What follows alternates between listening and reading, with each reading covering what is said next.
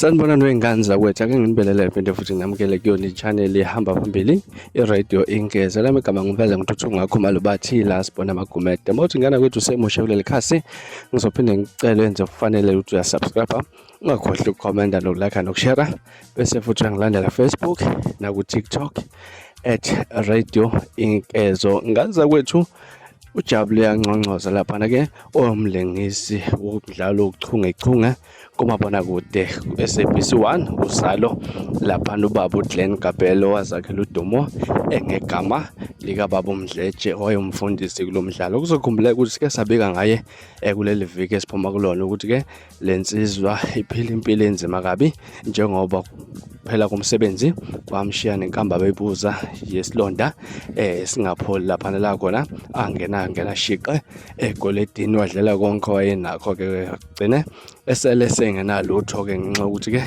konke kwadliwa ekade kweleta ke laphana ke sibonile einkundleni zokuxhumana abantu ekade bazama ukumsiza abancinci noma ubani ongaba nosizo ukuthi ke afake isandla la kufanele khona afake isandla ukuze naye angagcina phila impilo engekho inhle ngale ndlela. Namhlanje ke sibone enye video trend einkundleni zokuxhumana la kade ezibongela khona umphakathi waseSouth Africa ukuthi ke umsize kakhulu, isimo sesihlukile kunasekuqaleni, kuningi asakuzuzile njengamanje. Kodwa ngala kwethu angizukwanda kakhulu, ngizokudedelela nje ivideo usibonele na abanzi esichazela ezibongela mayelana nokusiza kwakhe iningizimu Afrika.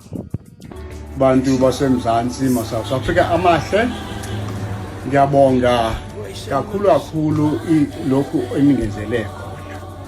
Isimo sami niyasazi ukuthi besinjani. Ngibonge amandla lokho okuncane bengilo emini lokhu niningenzela khona ugcine sekuba yinto enkulu.